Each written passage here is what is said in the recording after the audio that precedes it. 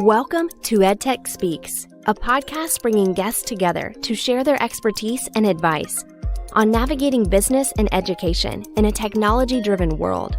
From entrepreneurs to vendors, higher education to corporate leaders, we'll uncover their perspective regarding the latest trends and technologies impacting your career or business. Our podcast is made possible by Downing EdTech Consulting, where people and technology connect. Hosted by Cher Downing, an experienced executive spanning a higher education and corporate career with specific focus on the EdTech industry. Dr. Downing is also an international and national presenter, author, and regular media contributor. Now here is your host, EdTech strategist, Dr. Cher Downing.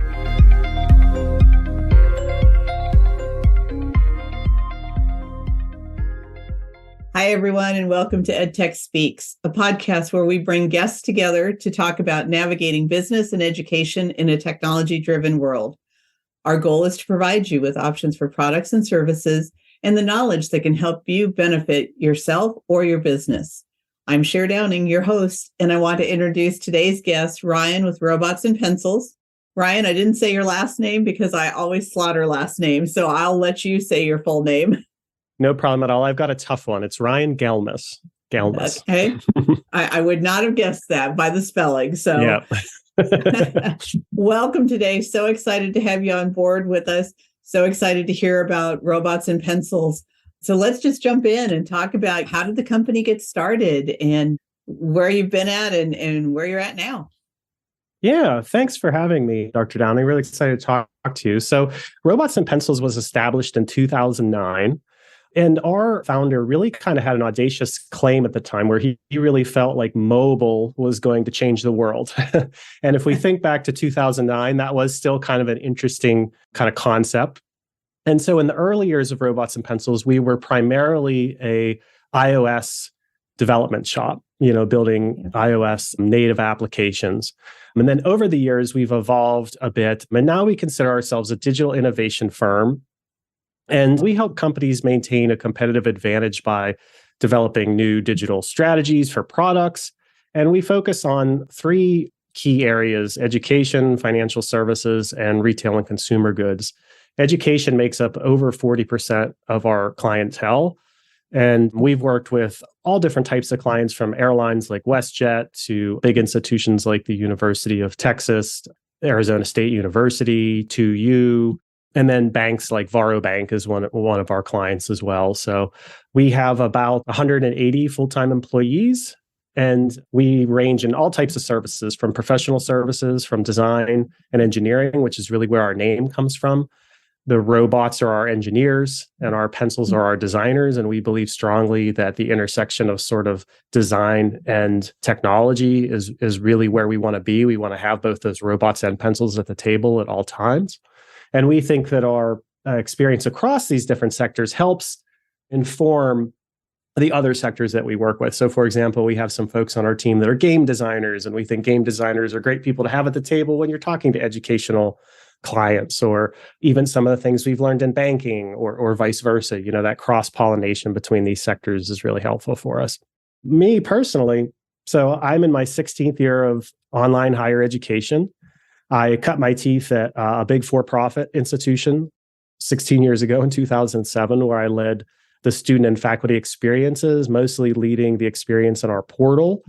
From there, I worked at a startup. I was employee number 2 at a startup out of Carnegie Mellon University called Akatar, where we helped faculty bring their courses online. This was kind of during the heady MOOC era. And then from there, I came over to Robots and Pencils, where I led product design for our educational partners. And then I jumped ship and went over to Western Governors University, where I led UX and UI design there for a couple of years. And now I'm back at Robots and Pencils, and I'm now the head of EdTech product. And we're launching a new product called Student Apps, which I'm excited to talk to you about. Excellent.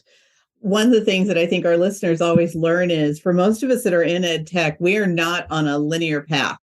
We bounce around, we learn from all of our experiences, and many of us come from different creative backgrounds. I think oftentimes there's an assumption that we are always software engineer people, that we are very diligent in how we design and develop things, but it's that creativity that really makes those things come to life. And so I'm excited for our listeners to hear your background and to understand really just also how your career has grown almost alongside Robot and Pencils as they've grown too. Because for those that have been in the industry long enough, we did have these conversations about apps will never be anywhere, and MOOCs are going to put down all the universities, they're going to close their doors, we're just going to have free learning forever. And I mean, we've had all these crazy concepts over the last 25 years. Some have flushed out, some have not. And so I think what's really telling here is that the company has navigated that water and maintained figuring out what's important to people, what's important in terms of product, in terms of services, and really also, more importantly, the relationship, what's helpful in guiding them to get forward. You talked a little bit about the fact that you have 180 full-time employees. I suspect that some of those, if not all of those, are remote workers. Talk to us a little bit about how your company's handled that situation. Yeah, that's a great question, Dr. Downing. So our founder really believed in this concept of following the talent. And Robots and Pencils originally started as a Canadian company out of Calgary. And they had a very small office. And over time, what they found was that there were pockets of talent all around North America. So very quickly, they had started to open offices. They opened an office in Denver, which was the first US office. But over time, we quickly realized that the office was kind of an antiquated idea, really, right? And this was right around the time that Slack was really starting to take off. And thinking of, and not to use Slack's sort of pitch, but the digital HQ, right? Like, how do you create a office space for workers, regardless of their time zone, regardless of where they sit, and to really focus again on kind of following that talent. And so we were uniquely positioned going into the sort of COVID times of already being an organization that had established itself as being one that worked fully remote. Even though we do have these pockets in these offices where we sometimes come together, oftentimes, even though you might be sitting next to somebody, you're not actually working on the same project as them. So it's a little bit more of the water cooler talk or going out to lunch, whereas the bulk of our work is taking place in Zoom, in Slack, in these tools, collaborating and working together. And I think that experience was unique for me when I first came over to Robots and Pencils in 2016, because I had never worked remote before. And I remember it kind of feeling kind of scary, like, well, what's it like when there's nobody kind of tapping you on the shoulder? And I felt a little scared to reach out to ask people questions because you didn't want to interrupt them. Having a design background, I really believe in flow states and this idea that, like, you can kind of look at the person sitting next to you, and if their head's down, they got their headphones on, you leave them alone. But when you're staring at Slack, you don't know, like, should I go and digitally tap them on their shoulder or not? And I think that those early lessons of for myself to kind of become more acquainted with how remote work works really informed, going back to the EdTech side, really informed me more on what it is like to be an online student. Because I personally had never studied online aside from some professional courses. I certainly didn't take a full degree program there. And I thought it was really interesting to recognize that you have to sort of design these opportunities for people to collide with one another. If you haven't created these collision spaces and these opportunities for people to sort of meet and to interact and to have something to focus on, then otherwise they very well could feel like I did in my early days and go, well, I don't know if I should reach out or if I should raise my hand because I'm not entirely sure how to interact in this space. No, I think that is just kudos to your founder and your teams for realizing early on the value of when you really need work time and when you really need people time, as I like to call it. But more so, unbeknownst to you, it really made navigating the pandemic much easier as opposed to everyone else who suddenly was at home. And, I remember talking to people saying, I have a home office where I pay bills and stuff, but I realize I don't have enough outlets to plug in everything for what I need for work. People were doing crazy things during the pandemic. And it was almost kind of fun to see when, Zoom would come on and see what people had behind them and where they were at. I remember one woman sitting in her master closet because it was the only place with a door in her house that her kids wouldn't bother her, the dogs, everything else. So she's literally sitting on the floor in her closet holding her Zoom meetings all day. It really spoke insane. to how quick people are willing to adapt too, right? Because I remember those first couple of the very early days where you would see a naked child running in the background, or there'd be all kinds of noise and dogs and cats, although most of us like to see the dogs and cats, right? But then how quickly people evolved, how fast they suddenly have a better microphone, or they have lighting, or they have a standing desk, or it really just kind of showed the resiliency, I think, of people in general and how we just kind of learn to adapt. And now I think, interestingly, as you read all these interesting articles about how some companies are trying to claw these folks back into the office. And I know universities that had to very quickly shift their operations to an online world. And now I think they're kind of in that state of, well, do we keep investing in online? How do we really do hybrid correctly? Or do we just really try to drag all these learners back into the campus where we've paid for these expensive rock climbing walls and fancy dorms and things like that sort of enticed people for a lot of years. So it was really, it was nice to kind of feel prepared, to be a little ahead of the curve. Sure. No, and I think you're exactly right. We are resilient and we do adapt, although age has a definite factor on that. I always tell people that I lived half my life without technology and half my life with technology, which is always a telltale sign of how old I am. But we got our first computer in our high school, one. They bought one and stuck it in the library when I was a senior. And it was like a big deal. Now you can't walk into a high school without tablets and computers and everything everywhere. So our younger population have never known not having all of this around. And so I think one of the statements you gave to me that I loved was, the focus is on preparing students for unknown futures and careers that may not exist yet. And I think the pandemic was one way of seeing that. We never thought the world could go remote. People would have bet their life on it. People told you for years, our company can never be remote. There's no way we could have our doors open. And then they found out they could. It's not ideal maybe for some situations, but it could be done. For all of you, as you're working on products and services for people, you're already recognizing there's an unknown out there. We don't know what's around the corner, whether it's technological advancement, it's a new career, it's how we do things. You're already preparing people for that. And I know you've got a new app for it called Student Apps. And I'd love to hear about kind of your premise for how you keep that line of focus when you're building and you're looking at what's next. Yeah, that's a really great question.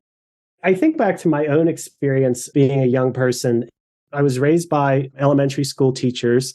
And I think the only future that I could think of for myself was maybe be a teacher or maybe be a filmmaker, because I loved, the movies of Tim Burton or something.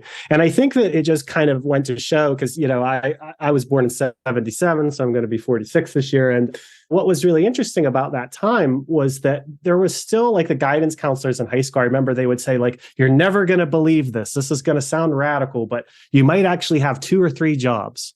In your future. It's not going to be like your parents that worked at the steel mills or whatever it might be. Yep. And I think that having come up through that technology shift that we've just talked about, right? Like kind of not having computers and then suddenly the entire world turning around on us and being the type, I think a lot of us who have adapted and have changed and have figured out how to use this stuff and think that I never in a million years, I don't think anyone when I was 17 years old talked about UX design, product management, certainly not digital product management. And I think now, just the other day I was reading about like ChatGPT and about how a new career might be just being the person who knows how to write the prompts to elicit the responses out of these AI tools, to watching some of my fellow pencils at Robots and Pencils who are working with these really cool tools for image generation and stuff, and seeing how already there's a disparity between those that are learning how to get really good at writing those prompts and then watching the output that they're getting out of it versus me who's maybe saying, oh, like a cat with a funny hat on it and a tie, And so it is really interesting. I think that student apps and, in a way, student apps is something that I hold really near and dear and was really excited to come back to Robots and Pencils and lead because I think in a way it focuses on sort of the fundamentals that I think are often lost in online higher education and not just online higher education, but in education in general. And what I mean by that, I'll give you a premise is in product management, we often hear the phrase like, don't ship the org chart. Like if you're Amazon, that might mean like, well, the users don't care about how the package gets to your house as long as it gets to your house and it gets there in 24 hours. And I think that colleges are notoriously bad, and no slight against them. I've been inside of them. I know it's difficult work, but they're notoriously bad at sort of shipping the org chart, right? It's like, this is financial aid. This is enrollment. This is academics. This is career services. This is student affairs. And inevitably what happens is these different parts of the organization are all vying for your attention. And they're putting a lot of noise in that signal. And I think that what institutions need to really realize is that their product is this experience. I don't think they think of it that way. I think that a lot of big institutions still think of it as their campus and their brand and their name and their history. And that's part of it. But I don't think they recognize that the experience that learner is going through on the first day, the 20th day, the 6 months in, 4 years later, as an alumni, is actually your product. And so what Student Apps tries to do is to create this experience layer that helps bring this together in a meaningful way for that learner. And that's really our central focus, is to really think about the learner at the center of the experience. I know a lot of people say that. And when I talk to learners, whether it's in focus groups or UX research, or you read all the surveys, especially when we work with an institution and they'll open up the doors to all the research that they've been doing for years, I find that it really boils down. Students will tell you like, oh, I really wish that I could see my grades on this screen or that screen, or I really wish I got my exam results as a push notification. So that's great. And you could put that on your roadmap and you could work through that. But what I think is that they're really still kind of missing the forest for the trees, because when you really stand back from all the research that you see with learners, what they really want to understand is they want the answers to the basic journalistic questions of like, who, what, when, where, why. Yep. What do I need to do? When do I need to do it by? Where do I need to go, whether it's a digital destination or a physical destination? Who can help me? And I think the all-important one that we often miss is why? Why should I even bother doing this? How will it help me in my career? How will it move me forward? And I think that when we take all this together, this is part of the confusion that we cause for our learners, is because we don't take the time to sit down and think about what an optimal path for a learner should be. We don't design these experiences. We sort of prop up a bunch of tools. We set up LMSs, we set up SISs, we have CRMs, we have buildings, we have faculty, we have support staff, we have coaches, we have all these things. But what we don't do is stand back and design them in such a way to really put that learner at the center and to focus on answering those 5 journalistic questions for them over and over again, so that they can support themselves, so that they can have agency to kind of move through that. And Student Apps is our way of accomplishing that. And what we've done is we've built a platform that's powered by Salesforce, and it has an iOS, an Android, a web, and a Slack interface that really does the job of taking all of these disparate pieces and organizing them into a learner's journey and presenting that learner's journey to them in a way that's easy for them to access, where they always have access to those that can help them, and that essentially answers those 5 journalistic questions. That is fantastic. And I say that from a personal experience, having spent a bulk of my career in higher ed. We were always very siloed, and people were required to move from one silo to another.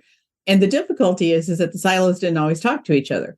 So even though you gave your information over here, you might have to go give your information again to a different silo. which can be ultimately frustrating. And then we focused on the full-time student. We didn't focus on the part-time student. We didn't focus on the person who was coming once a year. Everybody got treated the same, though they weren't having the same journey, as you're saying. But I think more importantly, we, over the years, forgot that they were a consumer. I've always said that we look at them as a student and we assume that students should move through education just like they do in K through 12. They learn, we push them forward. They learn, we push them forward. I have always thought that higher ed should model after the cruise lines. When you sign up for a cruise, there's a theme or there's a focus of that particular boat. And then they outline based on all of your interests and what you want to achieve. Maybe you've never done an activity, but you'd like to learn how to do it. And then when you get on that boat, your agenda is set out, your experiences are set out. There are people to answer your questions, to validate your concerns. They really, even though there can be 6,000 people floating, every person is treated like an individual. And that's something that I think higher ed, we've missed time and time again. Even during the pandemic, we failed to understand that now we have to treat people as if we were only an online school. Services are not there. And I know you know this. Over the years when I've helped faculty train to move into online, one of the simplest examples I've always given them is, think about it when people are leaving your classroom and one person walks up and says, "Hey, do we need to have a 1-inch margin?" I said, "What do? Mm-hmm. You yell out, 'Hey, everybody wait a sec. Great question up here. Make sure you have a 1-inch margin.' Everybody makes note of it and moves on. The few people that already left early miss that piece of information, but it's a very small percentage, probably less than 3%. I said, but now when you're online, I send you an email and I say, "What's the margin?" I said, and the next person sends you an email, "What's the margin?" And the next person, I said, and you as a faculty member get upset because you've gotten 27 emails with the same question. Why? Because you didn't give them that information ahead of time and you didn't set up a way to have that conversational piece in your course. And so, I'm excited that you all are doing this because I think we missed that where we really could have had an impact while everybody was online. And even now, if they shift back to hybrid, catering to their experience would move with them as opposed to still having to rebuild things all over again. Yeah, no, I love your analogy about the cruise ship. I'm going to steal that. I think you're absolutely right. I mean, I use the phrase a lot, and I'm sure I stole this somewhere as well, but I use the phrase, just in time, just for you at the point of need, right? And again, yeah. I think going back to the problem that we're trying to solve is an institution might send 40 emails to a learner in the first week. And it's kind of like, oh my goodness, how are they ever going to have the agency to sift through all that information? And again, I have empathy for the universities. I've worked for them. And it's tough because, the librarian is desperate to talk about all the awesome things that the library can do. Well, yep. That's a great example. If we have the data and if we know that a learner is encountering a big research project for the first time across their academic journey with this particular institution, then we can target a message or a to-do to that learner just in time, just for them at the point of need that says, "Hey, did you know, we know that you have this big research opportunity coming up. Now would be a great time to go check out our writing center or our research center or some other ancillary service that the library folks might offer you." Or, how student affairs might want to talk about wellness program. And if they're talking about a wellness program on the first day when everybody else is also bombarding you, then the likelihood of it resonating with the learner is probably not as high. But if you know that they have a really big high stakes exam and you can intercept that maybe the day of and say, "Hey, let's do a breathing exercise. I know you're freaking out because you've got an online proctor who's staring into your personal space and is asking you about your ID and kind of freaking you out. How about either right after that or before that, we take a moment and do some breathing. And then, oh, by the way, this is just a little taste of what you can find in our wellness center, right?" I think that will have so much more of an impact on a learner than just a portal or something that has a bunch of blinking messages at them or competing messages or a bunch of emails being blasted out to them. And I think that what universities need to do, and higher education institutions at large need to do, is they really need to get together and think about what these sort of golden paths are, these happy paths. Because I think that when you talk to institutions, they say things like, we desperately want to be able to have these interventions, like the ones I just mentioned about the library, or about, logging in consistently, or attendance, or whatever it might be.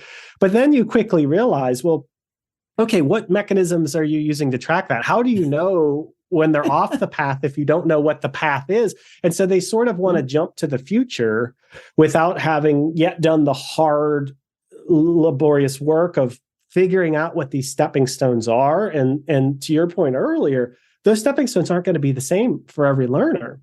And so it's a complicated task. And that's why we think, a tool like Salesforce, being a CRM that's really focused on an individual and not so much a cohort. Like I have a coworker who talks a lot about how, and I'm not here to pick on the SISs or the LMSs, they're friends of mine, but they are very focused around the cohort, right? Like, this is a class of learners, or this is a program. And I think that where we saw the real value in building a product on top of Salesforce was that, by its very nature, being a CRM, by it focusing on an individual learner, an individual customer, as you said earlier, right? Then you can serve their needs a lot better than you can when they're a freshman, or they're in English 101, or they're a financial aid payer, or they're not a financial aid payer, right? That type of thing. Well, and I think for our listeners who have minimal higher ed background, maybe you're in technology, or maybe you're in business, looking to do business with higher education, the playing field has changed. Kids used to graduate from college or from high school, and they went into college, and they were all a freshman, and they were all at the same level, and they all took the same courses, and you moved in that cohort-based style all the way through your program. So unless you failed a course or got out of sequence or took a semester off, majority of you graduated together 4 years later, which is why they used to do the old adage, look to your left, look to your right. One of you isn't going to be a graduation. Fast forward to now, kids are taking extra courses through AP when they're in high school. They're doing community college. They're doing products like Udemy and Coursera and transferring all those courses in. So now someone's coming in technically as an 18-year-old first-year student. Notice I didn't say freshman. First-year student. They could be coming in as a sophomore because they've already gotten their freshman courses out of the way. So they're not interested in hearing the freshman academic side of things. They're beyond that already. What they are interested in hearing is, what happens if there's a fire in my building? Where do I go when I get sick? Can I get medication delivered to me? I have an eating allergy situation. So where can I get the type of food that I can eat? Those are the things that are impactful to that same first-year student as their roommate, who truly is coming in as a freshman. No previous coursework starting at the beginning. But you can't say, oh, well, hey, these two roommates are exactly alike. They're both freshmen. Doesn't work that way anymore. And so we've got to figure out a way to really give that customization to people, not only for those students, it's an expectation with their parents, because their parents are supporting them to go through quickly, get out of school in 3 years instead of 4, start their graduate work. So many schools now have incubators. Students are starting in their EdTech field early, doing startups, creating things. And so their paths are different. And having that constant where, hey, this is my go-to resource. This is where I go to find out. This is going to give me the things that I'm interested in and I want to know now, not all the other stuff that I either don't need to know now, or I'm beyond it, or I never needed to know it in the first place. Think about when you change majors. If I'm still getting all the information from my previous major and all the information from my new major, pretty soon it's just noise and I'm not reading anything. So I think the product is ripe for this time, for what our current day student and what our future student expects. Yeah, I couldn't agree more. I think that, when we think about the 80-year curriculum concepts that you hear a lot of really smart people talking about, the idea of, lifelong learning, upskilling, And then to your point, there are still some of those students that are coming in with that fresh, right out of high school, no college experience, some with helicopter parents. But we also have to think about that student who doesn't have helicopter parents and doesn't have the same opportunities or doesn't have someone running around doing all their financial aid for them behind the scenes. And, oh, don't worry about it, kid. Just pack your bags and think about what poster you're going to hang on the dorm wall. We have to think about those other students that are also fighting tooth and nail to try to navigate a really tricky financial aid situation or whatever these processes may be. And again, I think it goes back to that too much of shipping the org chart. Like I have seen in some really gross situations where a university will actually like explain the entire process to a learner, like their process, like, oh, you're a status 4. And in order to become a status 5, and that's kind of my call to action for institutions and people in our field to just really take a step back and think about, is that really the product? Is that the experience that you want your learners to have, for them to have to understand the institutional processes of your organization? Or do you want them to feel supported, to feel like they have agency over their path forward, to feel as though they're an individual and are being treated as one? And I hope the answer to all those questions would be yes, that's what we want. Absolutely. The other thing I think of is as we go after more and more specific audiences. So universities right now are offering big scholarships, big opportunities for first generation low income students. And that is wonderful because it gives them a great opportunity, but they are even farther removed from the process than students who have had parents who have attended universities, who understand, at least at a broad level, how things work. And so we really oftentimes, I think part of their lack of success comes from our inundation of information and forcing them to make decisions when they don't even understand the question. So I think the app has a real opportunity to help those students as well to start to filter out what is important. I think back to financial aid has a deadline of March 1st, and the people that work in financial aid hate the week before because all the apps come in at the last minute. Well, why? Because they send out emails that say, don't forget March 1st, don't forget March 1st. They never say to them, if you get it done sooner, we can give you an answer sooner. If you already have this, it will take you less time to pull it out because you already did it last year. You just have to update your information. We never give them those points and pieces that might make them do it sooner and might cut down that workload. Instead, we make it sound like this big, horrific thing and this horrible deadline. And then everybody waits till the last minute, does it. And then the financial aid people just drowned in paperwork and processing for a couple of weeks, which is why you don't see anybody from those departments. They just like disappear for the month of April. No, absolutely.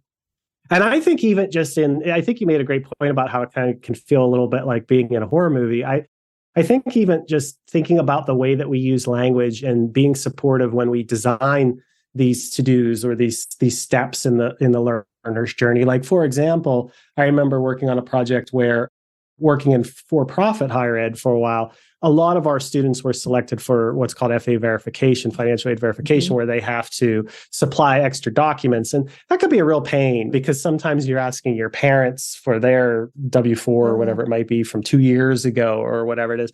But if you even just start off by simply saying, you've been selected for FA verification, this is what that means. Don't worry, 67% of other students just like you, right? Those types of prompts, and again, that sort of careful design and thoughtfulness about what the actual experience is like, I think can go a long way towards providing that sort of sense of automation and agency and driving the students to complete things on time versus bombarding them with a bunch of different emails or what I hate to see is nowadays, a lot of these systems that we employ at the campuses, they will send their own automated messaging and the universities won't even recognize that that's happening. It's like, are universities even taking the time to audit what systems are even barking at your learners? And so again, I think student apps can really help with that because what we can do is when we work with universities, we really take a lot of care to say, like, let's sit down, let's think about the learner journey,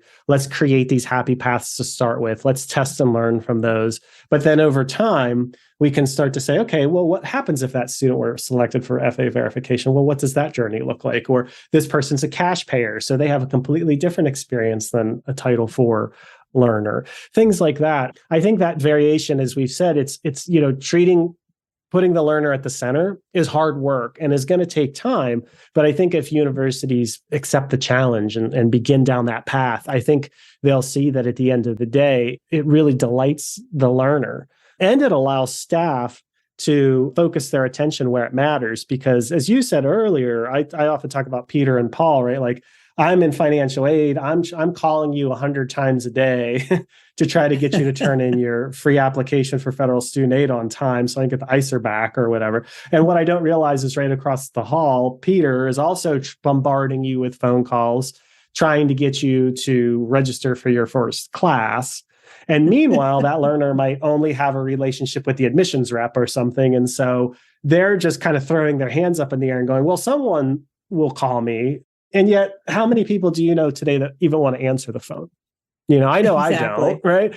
and especially young people, I don't even think they know that the phone works that way, right? It's like, and so if we really take that time to put that path out in front of them and let them tackle those things, but have that support when they need it, I think that's going to open up the opportunity for all this call bombardment or all this email bombardment to settle down and for us to be able to use our human resources, which are the most vital resources that we have on a campus, to do higher order things, to be able to understand more about who that individual is, to learn more about them, to enter more data about them into a tool like a CRM so that we can serve them better rather than just dialing endless phone numbers all day long and leaving endless voice messages that, quite frankly, oftentimes aren't returned. And I'll just add to that, early in my career, one of the things that the current CEO of Robots and Pencils, Tracy Zimmerman, who I've worked with for years now, one of the greatest things she ever did back when we worked together at a different institution was she had every single withdrawal form that a student filled out who dropped out of our university that came to our team. We were called the Web Strategies team. And it really left an impression on me that because these students blame themselves. It's sad because they'll say, I'm so sorry, I'm dropping out because my mom is sick or something's going on, or I just have too much stress in my life right now.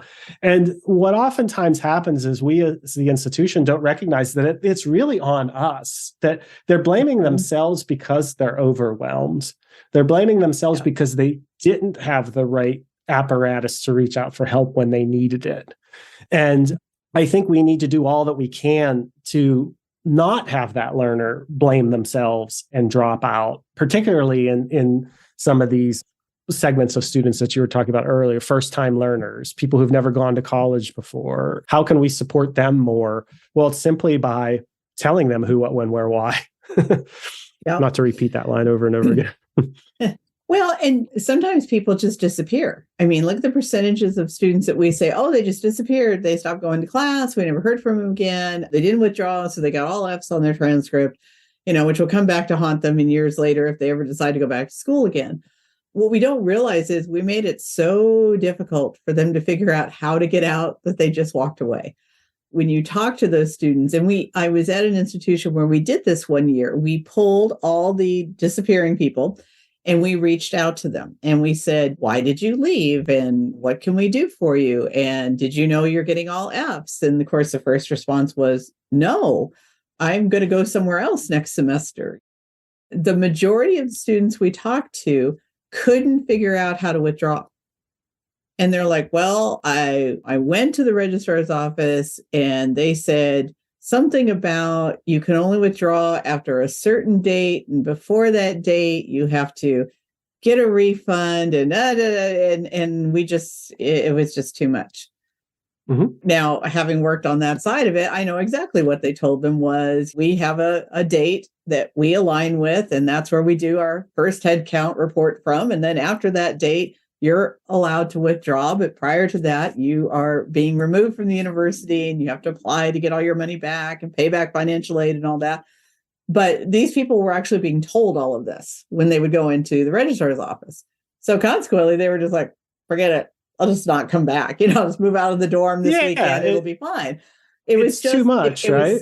It was too much. And it was too much at a time where one of the students had a parent that passed away. And she was like, I just needed to get home and I couldn't find anyone that would help me with this. She said, I left voicemails, I sent emails. She said, and then finally somebody reached out and said I was missing a form and I needed to walk over and sign it. And she's like, I've already left. I've driven home. The funeral's tomorrow kind of thing. And they're like, well, you're going to get all Fs then. She's like, that was the response I got. I was working with an institution recently, and there was, I think she was a VP of, student success or something like that. And she said this great line. It was, we've sort of digitized the runaround, right? Like, because that runaround that you're talking about, I think all of us from if you go back 20 years, that was like the classic college experience, right? Like, oh, you got to run from this building to that building, or you're trying to pay your fine, or you're trying to find out why you didn't get your grades, and it turns out that you have an overdue book at the library, and you have to run to the library, and you have to go over here and you have to go over there. And unfortunately, we've taken a lot of that and just digitized it now. It's sort of like, oh, well, okay, you want to withdraw. Oh, we have to call this other number, or you have to go over to this other section of the portal or the website that you've never seen before, or the intranet or whatever it might be. And you have to go download that and then, God forbid, maybe fax it somewhere or do something crazy with it. And I think that again, just comes back to how can we put these resources, people, technologies, and align them to that learner and put them at the point of need. Because otherwise, I think you're absolutely right. People are going to fall through the cracks. People are going to be stressed out. And like you said, I don't think I think about that enough, about the harm that can cause that particular learner in the future that they might not realize right now. They're too stressed to deal with. And then, when it does come time for them to come back to school, a bunch of Fs on your transcript is not going to do you any good. So talk to us a little bit about, because we've talked a lot about the app and how it works and all, but what are you hearing about the success rate for it? That's a great question. So we are in the really early stages right now. We're actually just kind of launching a pilot here in the summer with some bigger rollouts in the fall. What we're already hearing, though, just from the implementation side of this is how excited universities are to start to break down those silos, to get folks into the room, to really start to realize, oh, like I didn't even realize you guys were sending all those messages and we're sending all those messages, and we could combine them, or we could think about our tasks in a responsible way. I think one of the other things that we have found with the universities, and I would say that this is, and I know, different institutions are at different levels, but oftentimes there isn't a key owner of the student experience. And I don't just mean the learning experience. I mean, like sometimes there's a chief academic officer, obviously there's the provost, there's folks like that. And now you're starting to hear about chief digital officers at universities, although sometimes you meet them and you're not entirely sure exactly what they do. So just the idea that there's somebody whose job it is to really look across all those silos and to try to help them work through, well, what is this experience of, because it's not just like you move through financial aid and then you're done with it, because to your point, financial aid comes back around, right?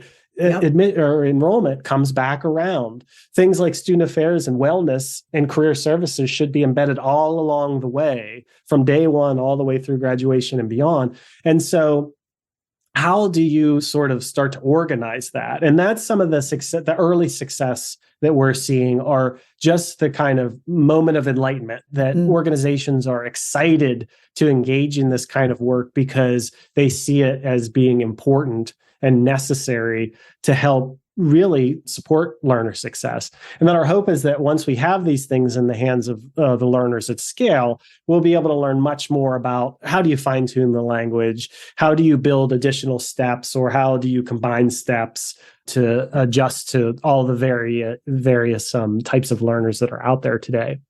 That's exciting, because for all of us that build products, for all of us that purchase products, we always know there's that dreaded learning curve of implementation and self-discovery in any business, in any corporation, in any small business, any entrepreneur. You really don't focus on what you don't know until you do an implementation. And then suddenly you realize just how fragmented things are. A friend of mine always says, it's like having a multi-plug, but you have more plugs than outlets. She's like, well, how do you prioritize? Well, do you plug in your screen or do you plug in your TV? She said, it's just that simple. You just have to start looking through it and such. So I think this is a fabulous opportunity. And I really want to have you come back next year and talk to us once you have some data and hear about what the students are thinking of it and how things are rolling out. But is there anything else you want to share with us today? Thank you for your time, Dr. Downing. I will add, I think, one of the things that we are seeing through these implementations, I think you made a great point just now, is that not letting great get in the way of sort of good enough to get started. I think that's one of the things that we're seeing in the space is that as we talk to folks about building optimal learner journeys, using tools like a CRM to power them, people can get overwhelmed because they go, well, we have to unlock all of this data. And there's some truth to that, right? Like if we don't take the time to understand where the data is being held today, getting that data into the right tools so that you can action off of it.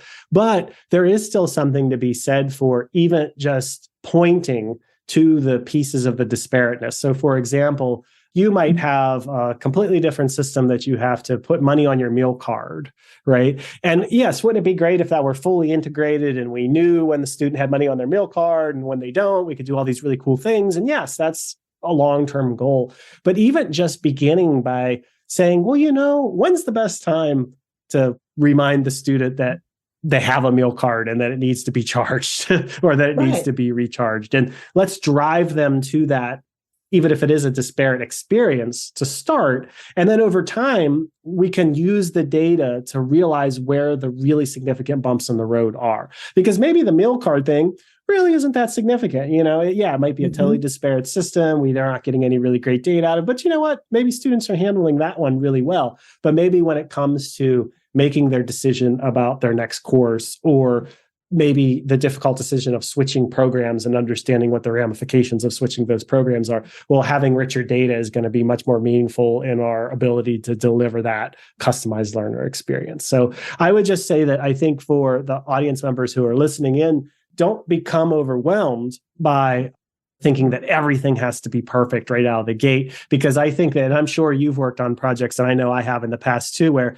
I think if you spend too much time sort of designing for the perfect, you kind of never get there, right? And you kind of keep contemplating your navel a little bit too long. Whereas if you're just willing to roll up your sleeves and say, we're going to make this better and we're going to take a stab at this and we'll keep tweaking it and making it better every year, every semester, every quarter, whatever it might be. I think that's the message that I'd like to leave the listeners with is don't let great get in the way of good enough. I think that is so valuable. We get paralyzed and we want a perfect product. And the thing is, someone told me many, many years ago that said, people don't know what they don't know. So their expectation for the experience is only based on what they're seeing in front of them. You're thinking of all these other things behind the curtain that need to be done and need to be better. And they don't know to look for that. They're not looking for it because they don't know enough. But the other thing is, especially when you're working with students love being part of a beta. If they can give you feedback, if they can be part of the experience, they love that. There's been many a time where we've run something and would give away, Starbucks cards or Amazon cards or something for feedback. And by gosh, students will do it. And they don't hold back. They'll tell you, I wish it did this, or why does it do this? This doesn't seem, this is clunky. Or I think in higher education, we got so fascinated with the single sign-on, the SSO option, that then we became just enamored with everything has to go through one doorway because it will be easier. Well, that's based on 20 years ago when people were struggling to understand technology. You look at a student's phone, they've got a couple hundred apps on there. They don't have a single sign-on to those couple hundred apps. They go into each of them individually. They sign in differently. Some have a passcode, some have a password, some have a username, some use their email. They don't care because those apps add value to their life. And if it adds value, they're going to use it regardless of what they're asked for. So I think sometimes when we hide behind that shield of, it doesn't work into our SSO. They don't care about that. If they can get to something, get the answers they want when they need it, they're happy. You nailed it. It's all about delivering that value, right? Because a learner will quickly, that's the other great thing about a student, right? They will tell you to your face, like, this stinks. I don't want to use this.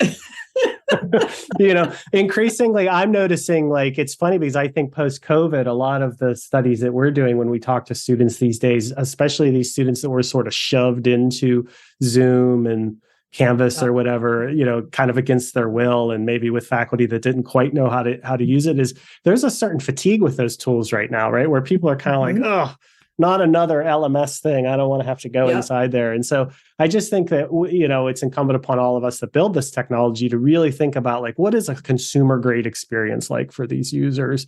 Because they don't want to be forced into tools that they don't want to use. And, unfortunately, sometimes they are.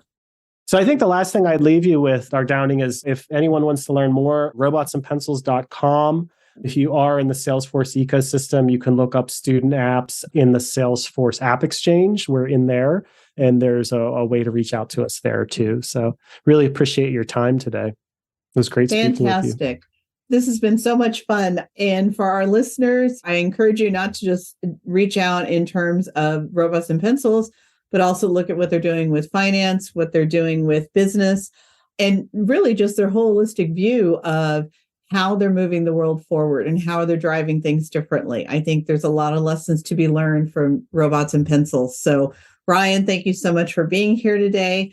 For all our listeners, we'll include the information on Spotify and wherever you stream your podcasts. We'll also have it on our own website, www.downingedtech.com, so that you can reach out and talk with them as well.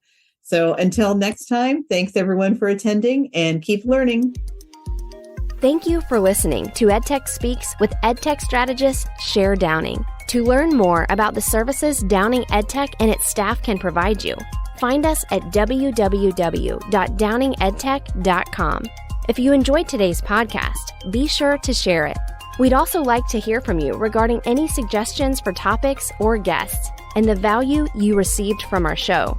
Check back for new podcasts with featured guests at www.downingedtech.com/podcast.